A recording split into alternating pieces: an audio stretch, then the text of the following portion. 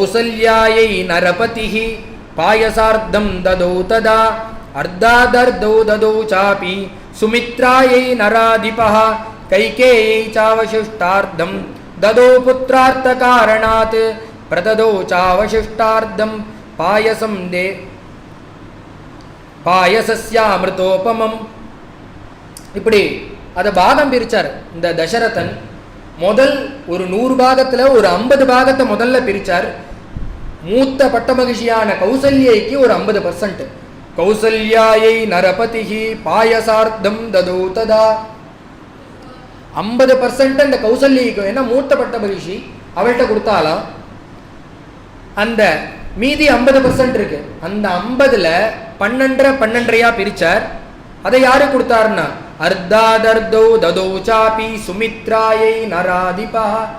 ரெண்டாவது சுமித்ரைக்கு, ரெண்டாவது பட்ட மகிழ்ச்சி சுமித்ரை, அவளுக்கு ஒரு 12% கொடுக்கிறார்.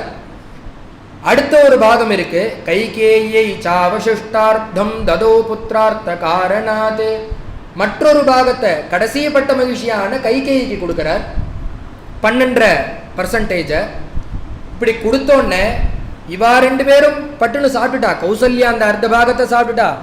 சுமித்ரா என்ன பண்ணா, அந்த கைகேயி என்ன பண்ணா, அந்த 12% சாப்பிட்டுட்டா.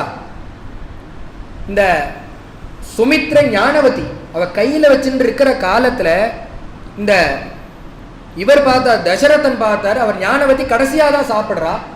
இன்னொரு 25% கையில் இருக்கு.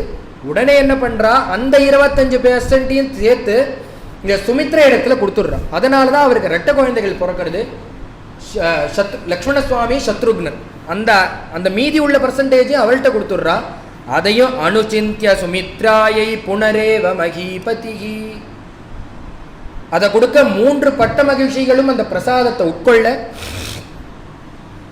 சுவாமி அந்த பிரசாதத்தை சாப்பிட்டு பிறக்கிறாருங்கிறத காமிக்கிறதுக்காக நிவர்த்தேது கிருதௌ கிருதௌ தஸ்மின் ஹயமேதே மகாத்மனஹ பிரதிகிருக்ய சுராபாகான் பிரதிஜக்முஹு யதாகதம். இப்படி இந்த யாகம் முடிஞ்சது. தேவர்கள்லாம் சந்தோஷப்படுறான். எதனால சந்தோஷப்படுறான்னா, தேவர்கள் போன வழியிலேயே திரும்பி வந்தாங்கிறார். என்ன போன வழியில திரும்பி வருது, என்ன போன வழியெல்லாம் மாத்து பாதையிலேயா வருவான்னா, மாத்து பாதையில தான் போயிட்டு இருந்தா அந்த தேவர்கள்லாம். எதனாலன்னா, இந்த ராட்சதாதிகளுடைய தொல்லை தாங்காம பயந்து வேற வேற பாதையில போயிட்டு இருந்தா. இப்ப பகவான் அவதாரம் பண்ண போறான்னு தெரிஞ்சோடனே வந்து அவனுக்கு சந்தோஷத்தை தெரிவிச்சுட்டு தேவர்கள்லாம் வந்த வழியே திரும்பி போறான். இனிமே நம்ம நிர்பயமா இருக்க போறோம்னு அவன் மனசுல ஒரு எண்ணம். இப்படி தேவர்கள்லாம் வந்து பார்த்துட்டு போக ததோ யஜ்ஞே சமாப்தே து ருதூனாம் ஷத் சமப்த்யதுஹு. 6 ருத்துக்கள் பூர்த்தியாச்சு. 12 மாசம் ஆயிடுத்து.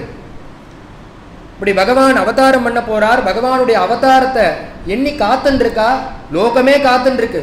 லோகத்துக்கே மங்களத்தை கொடுக்கக்கூடியதான அந்த பிரபு அவதாரம் பண்ண போறான். லோகமே காத்துன்னு இருக்கு.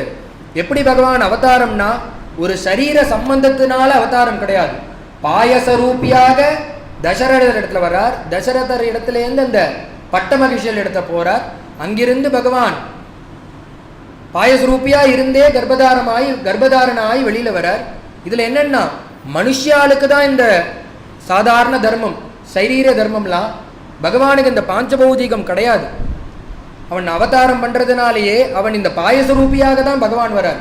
கிருஷ்ணாவதாரத்துல சொல்ற காலத்துல நிஷீதே தம உத்பூதே ஜாயமானே ஜனார்தனே தேவக்யாம் தேவரூபிண்யாம் விஷ்ணுஹு சர்வகுஹாஷயா ஆவீராசீத்யதா பிராச்யான் இந்துரிவ புஷ்கலா. பகவான இந்த வசுதேவரையும் தேவகியும் இந்த கம்சன் என்ன பண்றான், ஜெயில பிடிச்சு போட்டுடுறான். பகவான் அவதாரம் பண்ணியே ஆகணும். எப்படி பகவான் சரீர சம்பந்தம் கிடையாது. எப்படி பகவான் அவதாரம் பண்றார் அப்படின்னா, எப்படி ஒரு கிழக்கு திசை சந்திரனை எப்படி பெத்தெடுக்குமோ, கிழக்கு திசையில சந்திரன் இருக்கு, அதுக்காக அந்த திசையில சந்திரன் பெத்தெடுக்கிறதுன்னு அர்த்தம் அது கிடையாது. அந்த சந்திரன் அங்கேயே தான் இருக்கு. சந்திரன் தோன்றி மறையல, அது அங்கேயே தான் இருந்துட்டு இருக்கு. அது நம்ம கண்ணுக்கு எப்படி அது ஒவ்வொரு வேளையும் உண்டாகிறது போல தெரியறதோ, அது போல பகவான் ஆவிர்பாவத்தை அடைகிறார். எந்த ரூபமாகனார், முதல்ல வசுதேவருடைய கண்கள்ல இருக்கக்கூடிய தியான கோச்சரனாக இருக்கக்கூடிய பகவான் அந்த தேவகி அம்மா ஒரு தடவை பார்க்கிறார். அவருடைய கண் வழியாக அவருடைய கர்ப்பத்துக்கு போய் 10 மாச காலம் இருந்துவிட்டு பகவான் அவதாரம் பண்றார் 12 மாசம் கழிச்சு. அது போல இங்க என்னன்னா பகவான் பார்க்கிறார் பாயசரூபியா வந்துட்டா இவா அனுகிரகம் பண்ணணும்னு பகவானுக்கு எண்ணம்.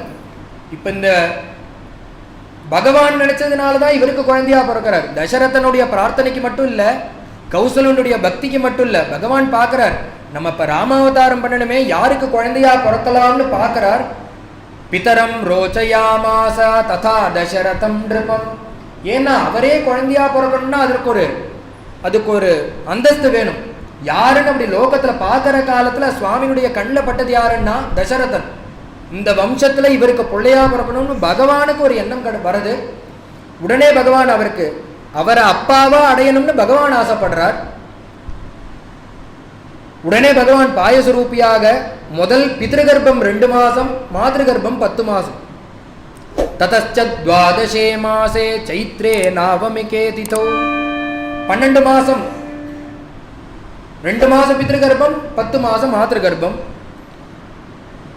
சாஸ்திரங்கள்லாம் என்ன சொல்றதுன்னா அந்த அம்மா வயத்துல இருக்கிறத 12 மாசத்தையும் சேர்த்து ஒரு வயசா கணக்கு பண்றது. நம்மளுக்கு பூணலுக்கு உபநயனத்துக்கு வயசு எடுக்கிற காலத்துல கர்ப்பாஷ்டமேஷு பிராமணேஷு பணயீத கர்ப்பைகாதேஷு ராஜன்யம் கர்ப்பத்வாதசேஷு வைஷ்யம். யார் யாருக்கு எந்தெந்த வயசுல பூணல் போடணும்னு சொல்ற காலத்துல பிராமணாளுக்கு எந்த காலம்னா கர்ப்பாஷ்டமம்னு வயத்துல ஒரு வயசு. அந்த குழந்தை அப்பாவை கர்ப்பத்துல 2 மாசம், அம்மாவுடைய கர்ப்பத்துல 10 மாசம். அதை தவிர வெளியில பிறந்து ஒரு 7 வயசு பூர்த்தியாச்சுன்னா 7 வருஷம் பூர்த்தியாச்சுன்னா அந்த குழந்தைக்கு 8. கர்ப்பாஷ்டமேஷு பிராமணேஷு பணயீத. அந்த குழந்தைக்கு 8வது வயசு பூர்ணம். 8ன்னா என்ன அர்த்தம்னா கர்ப்பத்துல ஒரு வயசு போயிடுத்து, பிறந்து 7 வருஷம் கழிச்சு 7வது வயசுல பூணல். இத ஆபஸ்தம்ப சூத்திரத்துல சொல்ற. கர்ப்பத்வாதசேஷு வைஷ்யம். வைஷ்யாளுக்கெல்லாம் என்ன கணக்குன்னா கர்ப்பத்துல ஒரு வருஷம் பிறந்து 11 வருஷம். கர்ப்பத்வாதசேஷு வைஷ்யம் கர்ப்ப ஏகாதசேஷு ராஜன்யம். க்ஷத்ரியாளுக்கெல்லாம் என்னன்னா 11 வயசு, கர்ப்பத்துல 1 வருஷம் பிறந்து 10 வருஷம். இப்படிதான் நம்ம உபநயனத்துக்கு நாள் சொல்றது நம்ம சாஸ்திரங்கள்லாம். அப்படி பகவான் 1 வருஷம் பூர்த்தியா கர்ப்பத்துல இருந்துவிட்டு பித்ருகர்ப்பம் 2 மாசம், மாதிருகர்ப்பம் 10 மாசம் இருந்துவிட்டு பகவான் அவதாரம் பண்றார். ததச்ச துவாதசே மாசே. என்ன திதினா சைத்ரே நவமிகே. சைத்திர சுத்தம் நவமி திதியில பகவானுடைய அவதாரம். ஏன் நவமி திதியில பகவான் அவதாரம்னா எல்லா திதிகளும் பேசிட்டு தான் நம்ம தான் இருக்கிறதுலே சிரேஷ்டம் அப்படின்னு எல்லா திதிகளும் பேசிக்கிறது. ஆனா 2 திதி மட்டும் ரொம்ப வருத்தப்பட்டது. என்ன அந்த 2 திதினா அஷ்டமி நவமி. எதை எடுத்தாலும் இந்த அஷ்டமி நவமியில லோகத்துல யாருமே எதுவுமே தொடங்கவும் மாட்டேங்கிறா, எதுவும் பண்ணவும் மாட்டேங்கிறா. அந்த 2 திதி வந்ததுனாலே யாரும் வேண்டான்னு நினைக்கிறா. பகவான் இடத்துல போய் முறையிட பகவான் என்ன பண்ணார், லோகமே இந்த 2 திதியை கொண்டாடும்படியுமா நான் பண்றேன்னு சங்கல்பம் பண்ணிட்டு பகவான் என்ன பண்ணார், அந்த 2 திதியில 2 அவதாரத்தை பண்ண முடியுமா பண்ணார். என்ன 2 அவதாரம்னா அஷ்டமி திதியில கிருஷ்ணாவதாரம், நவமி திதியில ராமாவதாரம். யாரு எதை கொண்டாடுறாளோ இல்லையோ இந்த 2 உற்சவத்தை லோகமே கொண்டாடிட்டு இருக்கு. அப்படி பண்ணி விட்டார் பகவான். சைத்ரே நவமிகே திதோ. அது மட்டுமல்ல, என்ன நட்சத்திரத்துல பகவான் அவதாரம்னா நட்சத்திரே அதிதி தெய்வத்யே. அதித்திய தேவதையாக கொண்ட நட்சத்திரம்ங்கிறார். அதித்திய தேவதையாக கொண்ட நட்சத்திரம்னா எதுன்னா புனர்வசு நட்சத்திரம் அதிதிர் தேவதாக. வேதத்துல சொல்லும் போது சொல்றது புனர்வசு நட்சத்திரம். அதுதான் இந்த அதித்திய தேவதையாக கொண்ட நட்சத்திரம். புனர்வசு நட்சத்திரத்துல பகவத் அவதாரம். அது மட்டும் இல்ல, ஸ்வச்சசம்சேஷு பஞ்சசு 5 கிரகங்கள் உச்சமாம் பகவான் அவதாரம் பண்ணும்போது. பஞ்ச உச்சே லோகநாயகாங்கிறது. இந்த 5 கிரகங்கள் மட்டும் ஒரு மனுஷனுக்கு உச்சமாக இருந்ததுனால் அவன் லோகத்தையே கட்டி பரிபாலனம் பண்ணுவான். ஒரு கிரகம் இருந்தாலே அப்புறம் அவ்வளோ சொல்றோம். 5 கிரகங்களும் உச்சம் யாருக்கும் அமையாது. அது பகவான்கிறதுனால கிரகங்கள்லாம் ஆசைப்பட்டுன்னு வந்து அமைஞ்சிருக்கு. சோச்சசம்தேஷு பஞ்சசு சுக்ரன் சந்திரன் சனி குரு ராகு. இந்த 5 கிரகங்களும் பகவத் அவதாரத்துல உச்சமா இருக்கான். அது மட்டும் இல்ல, கிரகேஷு கர்க்கடே லக்னே. எந்த லக்னத்துல பகவான் அவதாரம்னா கடக லக்னத்துல பகவான் அவதாரம். ஏன் சம்பந்தமே இல்லாமல் கடகலக்னத்தில் பகவான் அவதாரம் பண்ணார்னா அதற்கு ஒரு காரணம் உண்டு. எந்த தர்மத்தை நம்பி நீ யாகம் பண்ணியோ, எந்த தர்மத்தை நம்பி நீ புத்திரகாமேஷ்டி யாகம் பண்ணியோ, எந்த தர்மத்தை நம்பி அந்த பாயசம் நீ செஞ்சதுக்கு பலனா பாயசம் வந்ததோ, எந்த பாயசத்தை தர்மத்தை நம்பி அந்த உன்னுடைய பத்னிகள் சாப்பிட்டாலோ, எது எல்லாமே நான் நம்பிக்கையின் அடிப்படையில் இவர் தசரதன் எல்லாத்தையும் பண்ணியிருக்கார். அந்த யாகம் பூர்த்தி ஆகிற காலத்துல பகிர்வேதி தானம், அந்தர்வேதி தானம், பகிர்வேதி தானம் யாகத்துல 2 பண்ற வழக்கம். வேதி உட்பட்டு இருக்கிறவாளுக்கு சில தானங்கள், வேதிக்கு வெளியில இருக்கிறவாளுக்கு சில தானங்கள். அப்படி பகிர்வேதி தானம் பண்ற காலத்துல தசரதன் எல்லா சொத்துக்களையும் கொடுத்துட்டார். அவர்கிட்ட கொடுக்க ஒன்றும் இல்லை, எல்லா தானமும் ஆயிடுத்து. அப்படி அப்பாடா தானம் பூர்த்தி ஆயிடுத்துன்னு திரும்புறார். ஒரு பிராமணன் வந்து நிற்கிறார்.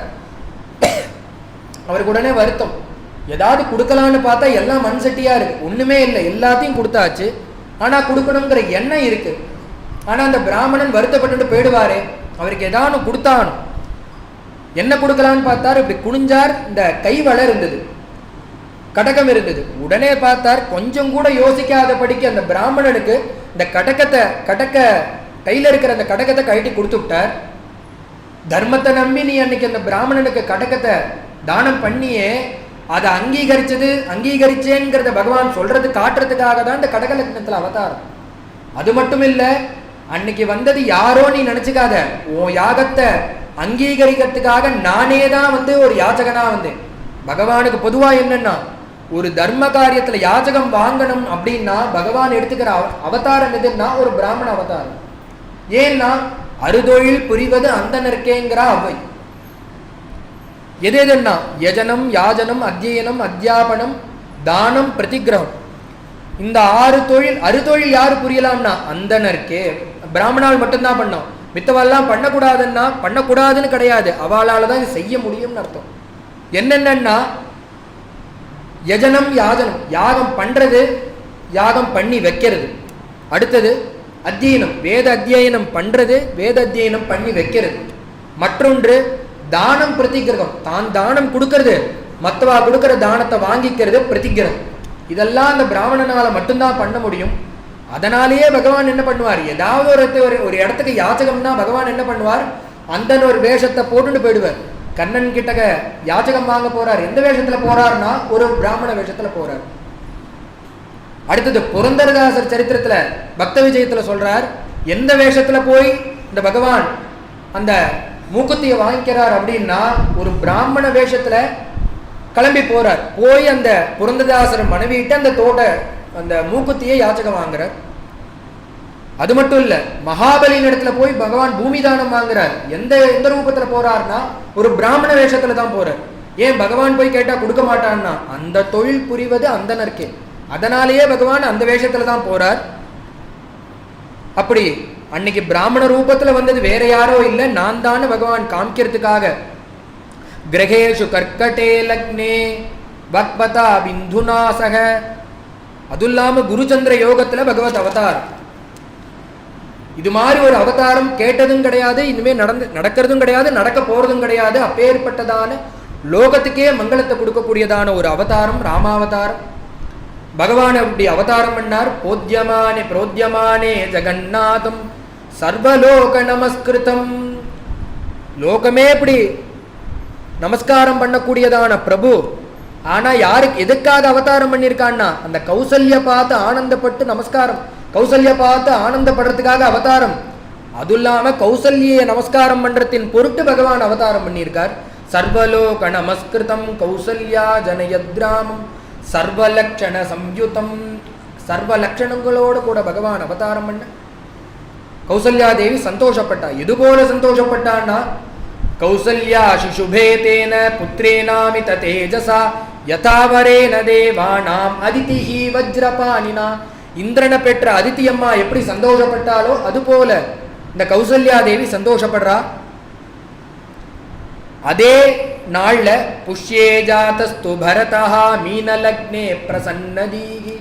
அதே நாள்ல மீன லக்னத்துல புஷ்ய நட்சத்திரத்துல பரதாழ்வானுடைய அவதாரம்.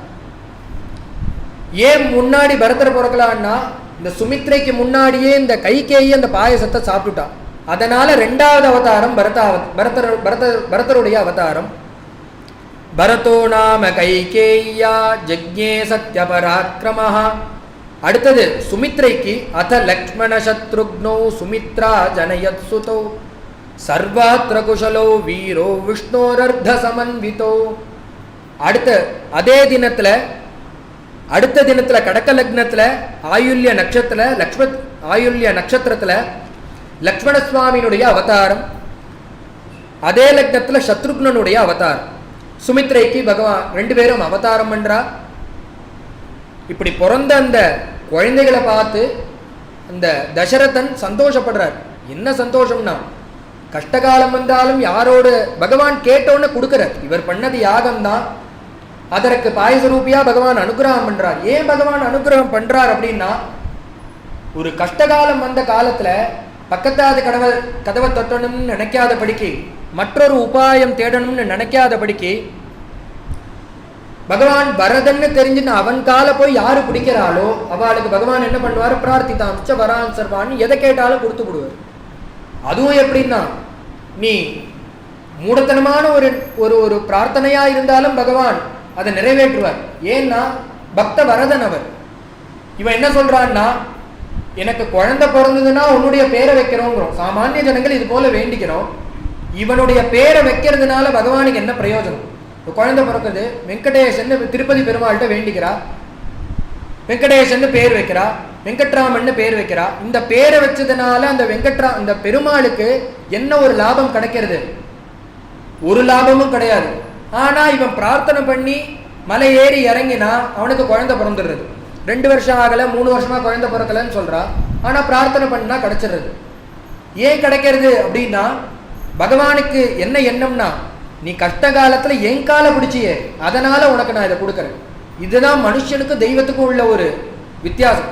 மனுஷன் என்ன சொல்லுவான், நீ இத்தனை நாளா என் காலை பிடிக்காம இன்னொருத்தனை நம்பிதானே போன, நீ இப்பயும் அவன்கிட்டயே போன விரட்டி விட்டுடுவான். பகவான் எப்படின்னா, நீ இந்த காலத்திலேயாவது என்கிட்ட வந்தியேன்னு அவர் சந்தோஷப்படுவார்.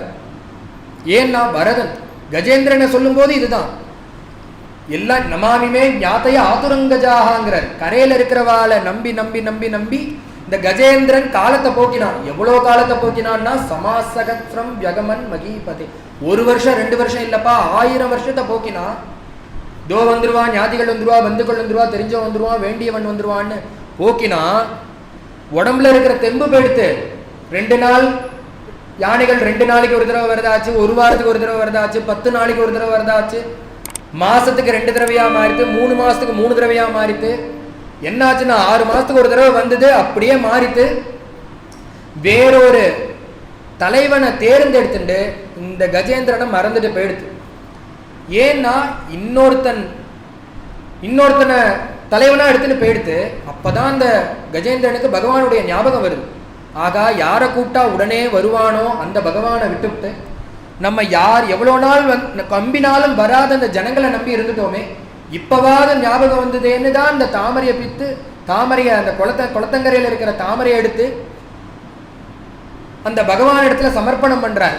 திருமேனி உடம்பு சாயற காலத்துல அந்த குருவாயூரப்பனை கொடுத்து ஸ்தோத்திரம் பண்ண, சாஞ்ச திருமேனி அந்த தாமரையை வாங்கிட்டு பகவான் ஹரிர் ஆவிராசித்துங்கிற அந்த கருடனை விரட்டிண்டு வந்து அந்த பகவான் அனுகிரகம் பண்றார்.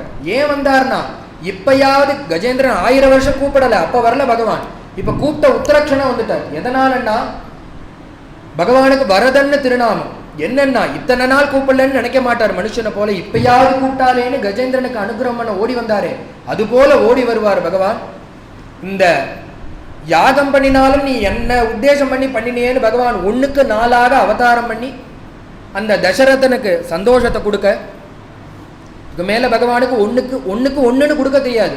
1க்கு 4ஆ தான் பகவான் கொடுப்பாரு. பகவானுடைய திருவடியை பிடிச்சா இப்படி 4 குழந்தைகள் அவனுக்கு கிடைக்க ரொம்ப சந்தோஷமா இருக்கார் தசரதன். தேவதுந்துபயோ நேதுகு புஷ்பவிஷ்ட சுகாச்சுதா உற்சவச்ச மகாநாசீத் அயோத்தியாயாம் ஜனாகுலஹா. அப்படி தன்னாத்துல ஒரு குழந்தை பிறந்தா அந்த ஜனங்கள்லாம் எவ்வளவு ஒரு சந்தோஷமா இருப்பாலோ, அதுபோல எல்லா ஜனங்களும் திருப்தியாக சந்தோஷமாக இருந்தாலாம். இந்த ராமருடைய அவதாரத்தை கேட்டு அவ்வளோ ஒரு ஆனந்தப்பட்டா. அவர் வீடு மட்டும் இல்லை, அயோத்தியே ஆனந்தப்பட்டது இந்த ராமருடைய அவதாரத்தை கேட்டு. அதித்யைகாதசாகந்து நாமகர்ம ததா கரோத். அதற்கு மேல் அந்த குழந்தைக்கு நாமகரணம் பண்ணும். 11வது நாள் அந்த குழந்தைக்கு நாமகரணம் பண்றார். ஜேஷ்டம் ராமம் மகாத்மானம். இந்த குழந்தைக்கு பேர் வைக்கணும், வசிஷ்டாச்சாரியால் பேர் வைக்கணும்னு அந்த குழந்தைய எடுத்து மடியில போட்டுக்கிறார். இவனுக்கு என்ன பேர் வைக்கிறதுனே அவருக்கு வரல. பாகவத்தில் சொல்லும் போது அவர் மடியில எடுத்துன்னு போட்டுக்கிறாரா அந்த கிருஷ்ணரை. பகூனி சந்தி நாமானி ரூபாணி ச சுதஸ்யதே. இவனுக்கு சகசிரநாமத்துல 1000 பேர் வருது, அனந்த கோடி நாமங்கள் இருக்கு. இவனுக்கு என்ன பேர்னு நான் வைக்கிறது, என்ன பேர்னு வைக்கலையேன்னு அந்த கர்கர் முதல் அவதாரத்தில் திக்கிமுடிச்சு. இதுக்கு வர அடுத்த அவதாரத்தில் அவருக்கு என்ன பண்றதுனே தெரியல, எந்த பேர் வைக்கிறதுனே புரியல.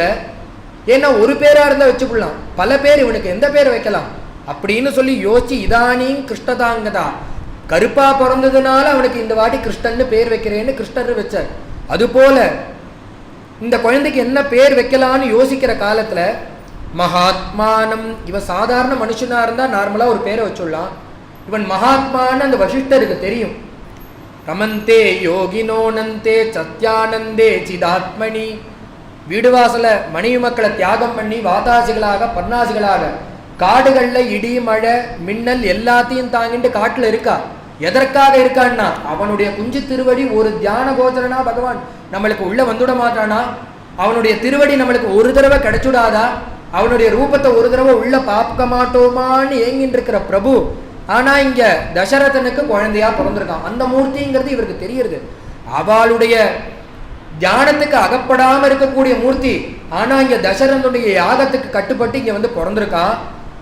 இதி நாம பதேனாசோ ராம பதேனாசோ பரம் பரம் பிரம்மேதி கீயத்தே.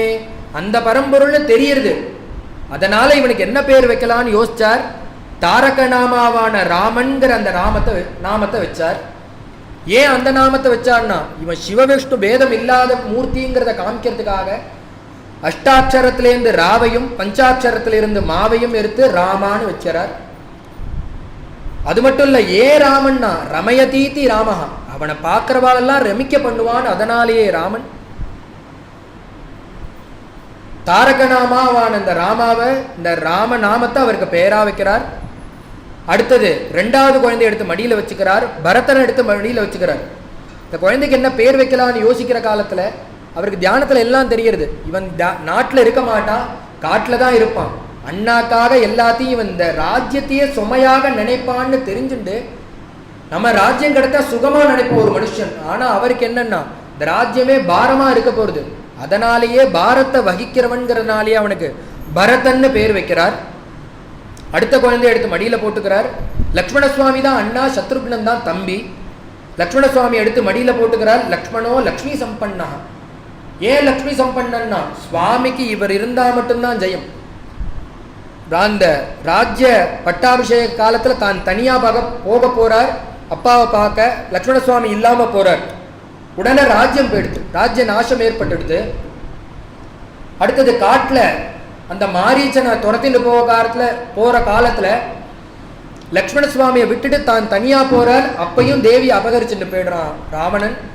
இது போல அவர் இல்லாம இருந்தா இவருக்கு ஜெயமே கிடையாது. அவர் கூட இருந்தாதான் சுவாமிக்கே ஜெயம். அதனால லக்ஷ்மணஹா லக்ஷ்மி சம்பன்னஹா லக்ஷ்மணன்னு பேர் வைக்கிறார். சத்ருக்னன்னு பேர். என்ன சத்ருக்னன்? இவன் யாரை வதம் பண்ணி ஜெயிக்க போறான்? என்ன சத்ருக்கள்னா சத்ருக்னோ நித்திய சத்ருக்னா. இவன் வெளியில இருக்கக்கூடிய சத்ருக்னான அழிக்கிறவன் இல்லை, உள்ளுக்குள்ளார் இருக்காரு.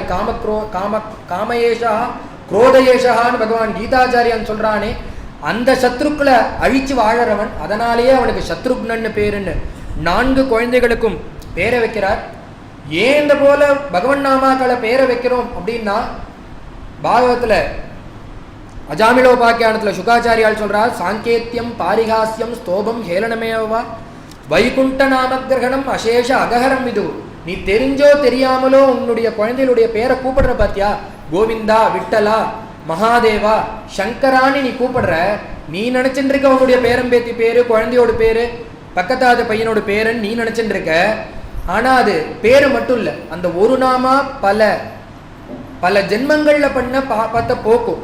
அது எப்படின்னா சாங்கேத்தியம் பாரிகாசம். நீ தெரிஞ்சோ தெரியாமலோ மாத்திரையை சாப்பிட்டாலும் தெரிஞ்சு அதனுடைய மாத்திரையுடைய மகத்துவம் தெரிஞ்சு சாப்பிட்டாலும் தெரியாமல் சாப்பிட்டாலும் அது எப்படி வியாதியை போக்குமோ, நெருப்புன்னு சுடும்னு தெரிஞ்சுட்டு தொட்டாலும் தெரியாமல் தொட்டாலும் சுடுமோ, அதுபோல் இந்த நாமாவுடைய மகத்துவம் தெரிஞ்சோ தெரியாமலோ நீ போகிற போக்கில் கூட்டாலும் உன்னுடைய வியாஜத்தினால கூட்டாலும் இல்லை அதனுடைய முழு மகத்துவம் தெரிஞ்சு கூட்டாலும் அதனுடைய எல்லா பாவத்தையும் போக்கும்பா. அதனால தான் இந்த குழந்தைகளுக்கு பகவன் நாமாக்களை பேரா வைக்கிறது.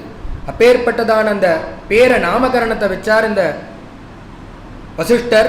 இந்த குழந்தைகள் எப்படி இருக்கான்னா சர்வே வேத விதூராக சர்வே லோகஹிதே ரதாக சர்வே ஞானோபசம்பன்னாக சர்வே சமுதிதோ குணைகி. சத்குணங்கள் எல்லா குணங்களும் நிரம்பியதான குழந்தைகள். ஒன்றும் இல்லை, 4 குழந்தைகள். க்ஷத்ரியாளுக்கு என்னென்ன தர்மம் உண்டோ அந்த தர்ம பிரகாரத்தில் எல்லா வித்தைகளும், குதிரை ஏற்றம், யானை ஏற்றம், வில் வித்தை முதலிய எல்லா வித்தைகளையும் கத்துண்டு இந்த குழந்தைகள் வளர்ந்துட்டு வரா. அதுவும் எப்படி வளர்ந்து வரான்னா நச்சதே நவீனா அனித்ராம் லபதே புருஷோத்தமஹா. ராமர் எப்படின்னா லக்ஷ்மண சுவாமி இல்லாமல் ஜோடி கட்டின்ட்டாவா. ராமரும் லக்ஷ்மணனும் ஒரு ஜோடி, பரதரும் சத்ருகுணனும் ஒரு ஜோடி. என்னன்னா 4 தர்மத்தை காமிக்கிறதுக்காக பகவான் அவதாரம். ஒரே பகவான் 4 அம்சமாக அவதாரம். எப்படின்னா பகவான் அவனுக்கு எப்படி சேவை பண்றதுன்னு காமிக்கிறதுக்கு ஒரு பக்தன் அவனுக்கு எப்படி பிருத்தியனாக இருக்கணும்னு காமிக்கிறதுக்கு ஒரு பக்தன், ஒரு சேவையா இருக்கக்கூடியதான சேவை பண்ணக்கூடியதான ஒரு சத்ருகுணன். இப்படி 2 விதமான 4 விதமான பாவத்தை காமிக்கிறதுக்காக 4 அவதாரம். லக்ஷ்மணசுவாமி இருக்கிற இடத்துல தான் ராமர் இருப்பார், ராமர் இருக்கிற இடத்துல தான் லக்ஷ்மணசுவாமி இருப்பார். லக்ஷ்மணோ பகிப்ராணைவாச்சர. சுவாமியுடைய வெளி மூச்சு காத்து யாருன்னா லக்ஷ்மணசுவாமி. நச்சதே நவீனா நித்ராம். சுவாமி எப்படின்னா அவர் தனியா போட்டு 2 ஆட்டு ஆட்டினா தூங்க மாட்டார். லக்ஷ்மண சுவாமியை பக்கத்துல போட்டு 2 தட்டு தட்டினா தூங்கிடுவார். ஏன்னா அவருடைய படுக்கை இல்லையாங்கிறது. ஒரு அல்பமா இருக்கிற நாமளே ஒரு வெளியூர் போனோம்னா நம்மளுடைய போர்வையை மாத்தி போட்டோம்னா நம்மளுக்கு தூக்கம் வர மாட்டேங்கிறது. பகவான் யாருன்னா புருஷோத்தமன். லபதே புருஷோத்தமா. அவன் அப்பேற்பட்ட சர்வேஸ்வரன். அவனுடைய படுக்கையான லக்ஷ்மண சுவாமி அவன் கூட இருந்தாதான் அவனுக்கே தூக்கம் வரும். அவதார காலத்திலே அவர் கூட தான் இருக்கார். லக்ஷ்மண சுவாமி அப்படி பக்கத்துல இருந்தா சுவாமி உடனே தூங்கிடுவார். இதே போலதான் பரத சத்ருக்னாலும் ஒருத்தர் இல்லாம ஒருத்தர் படுத்துக்க மாட்டா, தூங்க மாட்டா, ஒருத்தர் இல்லாம ஒருத்தர் சாப்பிட மாட்டா. இப்படி இந்த 4 குழந்தைகளும் இணை பிரியாம சுக்லபக்ஷத்துல சந்திரனை போல வளர்ந்துட்டு வரான்னு வால்மீகி மகரிஷி வர்ணிக்கிறார்.